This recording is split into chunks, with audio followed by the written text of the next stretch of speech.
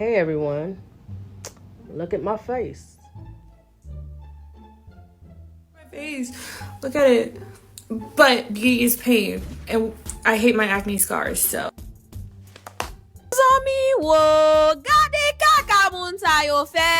Bro, like, what are y'all doing? Let me just say right now, if any of the clips in the beginning of this video have bothered you, I need you to click off now because it's going to get worse. I'll see you in the next video. That's my trigger warning. Heed to it.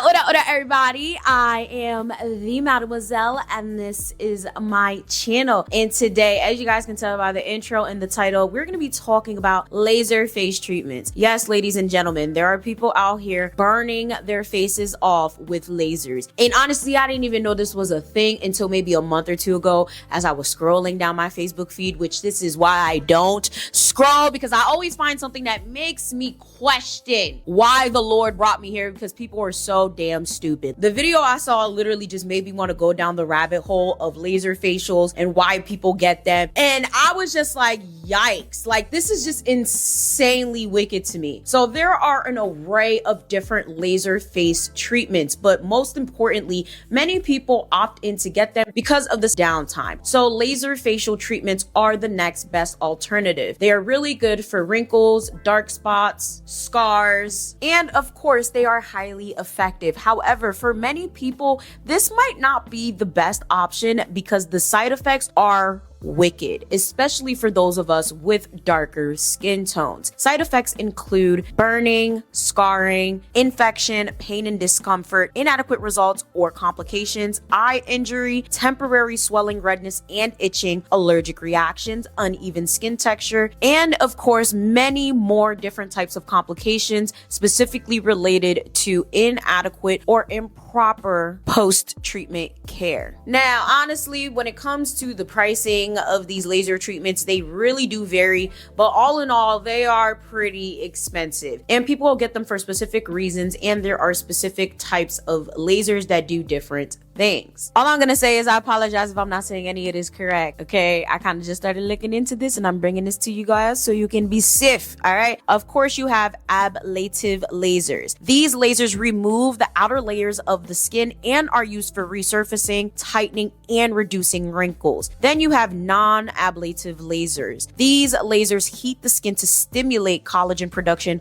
without removing the layers of skin. And then there's lasers for pigmentation. These target pigmentation issues like age spots and sunspots. Again, highly effective lasers, however, can be extremely dangerous. Now, when it comes to me, the only experience I've had with lasers was with lasers down there. I got laser hair removal maybe a year or two ago, and I had to do at least 6 to 8 treatments. Honestly, I think I was supposed to do way more than that. I think I was supposed to go to at least 12 so the hair wouldn't grow back, but I still see the benefits of it. Like, I barely grow as much hair down there as I used to, but I stopped going because the place was in New York and I was just tired of taking the train. I liked getting the laser treatment. I contemplated getting other types of laser treatment specifically because I like the idea of not having to shave as much, to be quite honest with you. But I will say that when it came to this situation and seeing people put lasers on their face, I was just a little bit taken aback. So I'm just sitting here trying to think to myself, like, what in the world would prompt someone to put this on their face? I know there are some people that's probably like, well,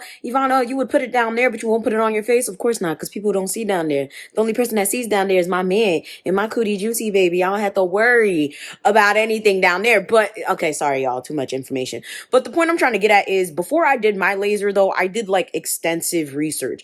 But obviously, this facial stuff did not come up on my research because I was looking more so at body lasers, how they affect Black women and things like that.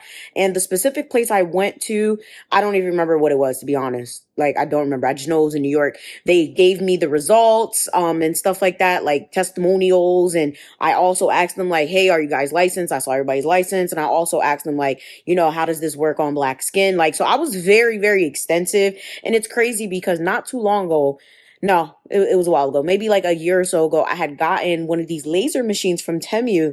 I never used it. And I kept telling you guys, like, hey guys, I'm going to update you on how it goes. I never updated you guys because I never used it. Something about using it at home just, I don't know. It just didn't make sense to me. Like, I felt like I could have burned myself because I don't know what the fuck I'm doing. My degree is in communications, okay? It is in public relations and marketing and social media. It is not in laser. So I just never used it. I actually still have it to this day, but now I'm probably never going to use it. Not everyone who's operating these incredibly high-powered lasers actually has the training to understand just how powerful they are. Dr. Omar Ibrahimi is a board-certified dermatologist. In New York, somebody that graduated high school can pick up and fire a laser. If you look at the overall data for complications reported to the state, the majority of those complications are occurring when lasers are fired by non-physicians. One of the biggest complications doctors are now seeing, says dermatologist Kavita Mariwala, is untrained laser technicians missing or obscuring skin cancers. If you're the person firing that laser and you don't recognize a sunspot versus, let's say, a superficial melanoma, the laser is going to get rid of the color on all of them. If you wipe out the pigment from the spot, it might be hard to see until it's too late. Now you've just removed the only clinical sign of that superficial melanoma that a doctor would have. Devices. They promise to remodel and tighten the skin by heating the deeper layers of the skin. Based treatments are not risk-free. There are immediate complications that can occur, such as burns or nerve damage, and in the long term, some patients experience a reduction in fat quantity, which then can make them seek out procedures such as a fat transfer to replace the cooked fat. And many plastic surgeons are sounding the alarm about these high energy devices because they can change the quality of the tissue, and that can in turn affect surgical outcomes. The collagen of the dermis is getting remodeled in such a way as to make surgery more difficult. Tissue planes are harder to find, the tissues tend to be more fused and more difficult to dissect or separate and manipulate into their new positions. This makes it harder for your surgeon to generate excellent results and potentially increases complication rates. In conclusion, increasing normal, structured, healthy collagen is a good thing, but unstructured, crunchy, fibrotic collagen is not the same thing. And unfortunately, most of these non-surgical lifting procedures do just that. They increase the scarring under the skin surface. This in turn makes future surgeries more challenging to perform. This is what can happen to your legs or any other body part if you decide to buy an at-home laser hair removal machine. I see them all over TikTok, all over Instagram. Everyone's saying how great they are and how they don't have hair anymore, but they don't understand like the wavelengths and the actual settings and the science and everything behind the actual laser itself. You can end up with third-degree burns just like this that don't go away on their own, and you have to do chemical peels, microneedling, and a ton of other extensive aesthetic stuff just to get rid of some of the scarring.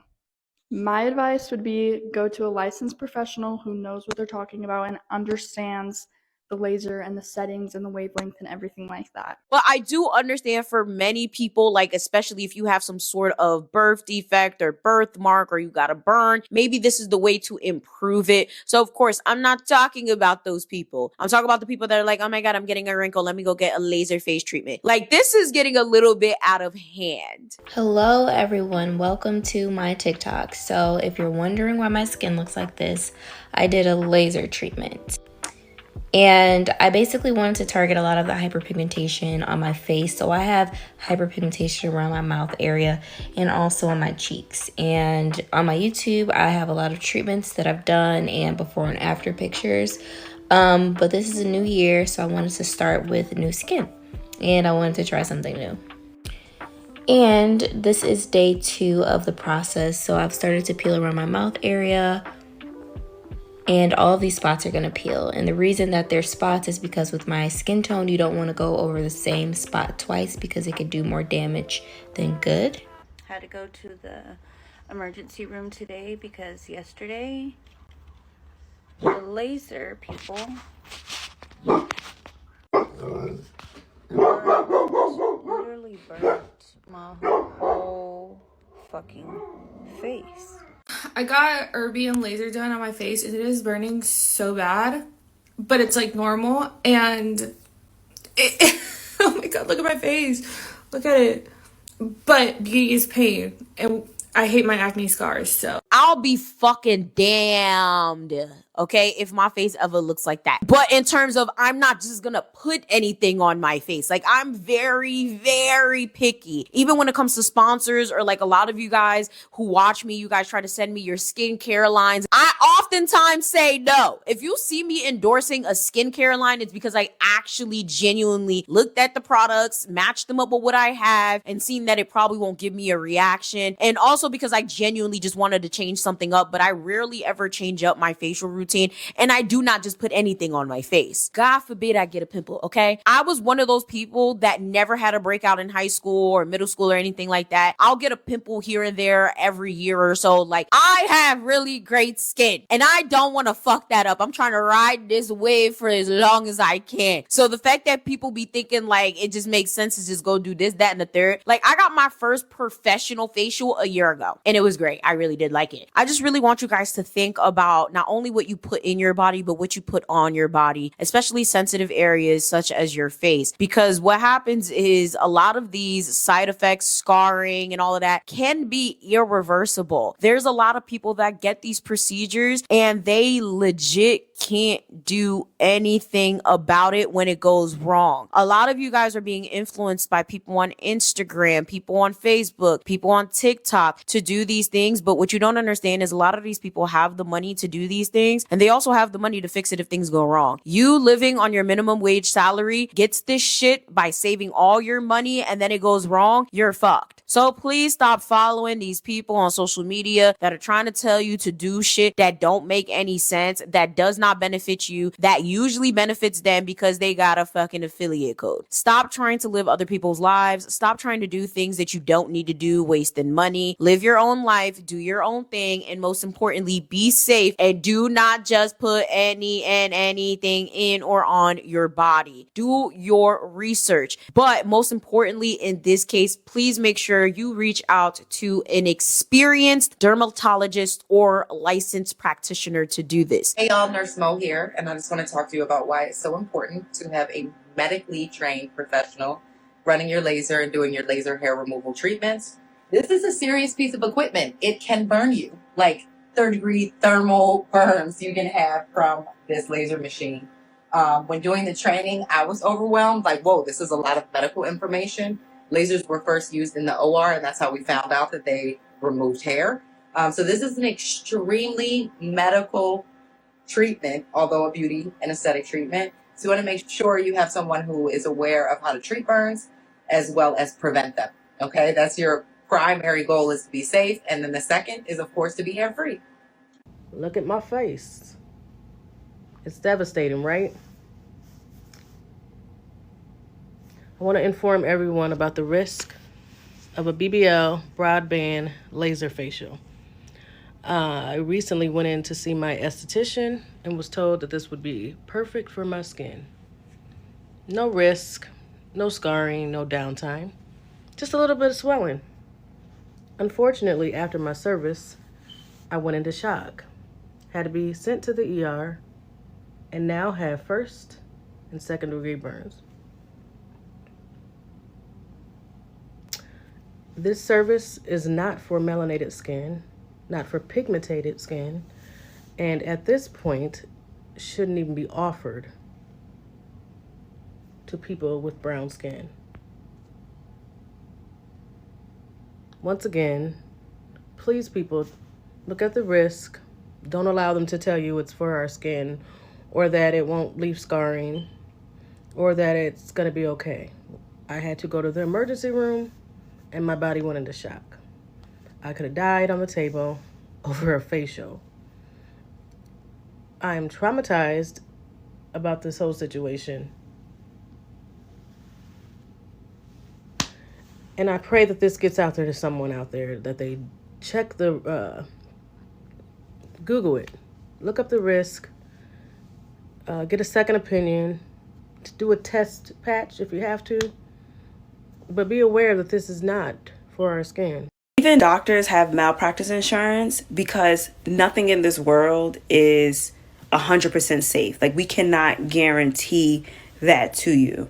So to answer your question, yes, the 1064 ND YAG laser is the safest option when it comes to laser services, when it comes to skin of color. And I deeply apologize for your experience, but if anybody is watching this, this is a perfect example of why I said in the last video that she commented on that there's always nuance that needs to be presented before we can draw a conclusion. What does that nuance look like? What products did you use leading up to your appointment? What products did you use the day of your appointment? Were you on any antibiotics or any form of medication? Did you change anything? Did you wear any makeup that was fully, really, truly removed prior to the service? What setting did the laser tech use on you, especially if you were a novice client? Unfortunately, your experience doesn't mean that we can't use it at all, because if that's the case, then we look at how many people who are European descent and get burned too, right? These occurrences do not happen as often as people think or believe. If that's the case, our insurance would be stupid high. And I want to tell you this from my personal experience as someone who has a 6-year experience in auto insurance. You're paying way more for your car insurance than I am paying to laser you a year, because their occurrences are so low. You are actually more likely to get injured into a car accident, more likely to get into a car accident than you are to get burned by laser. And that is just the fact.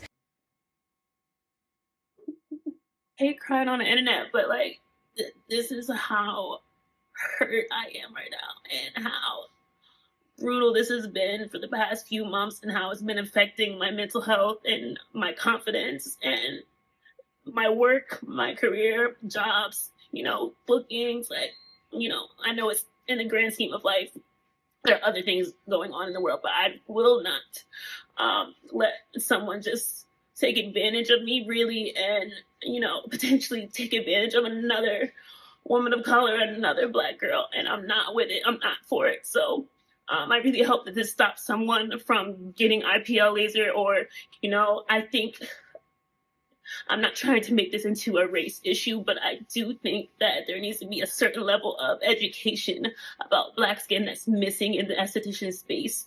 I look crazy. Every day I look in the mirror, I'm like, oh my God.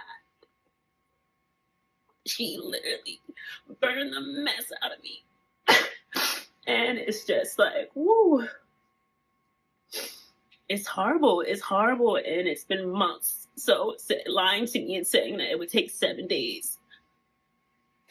Lying to me and saying, oh, I got you, don't worry, lying to my husband and saying, oh, I care.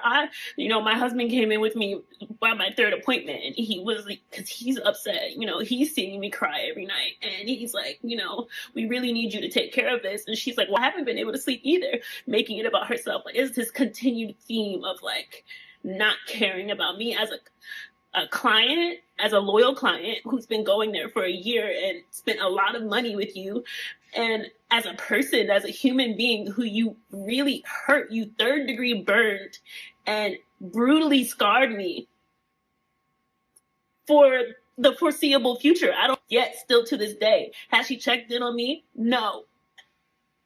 Anything been refunded? No. Completely and just tossed away like I am not important and not valued. So do not go to Skin by Tatum. Do not have an IPL laser. Yeah, I hate crying on the internet. Sorry, I'm just so worked up, and I didn't think I was going to cry like this.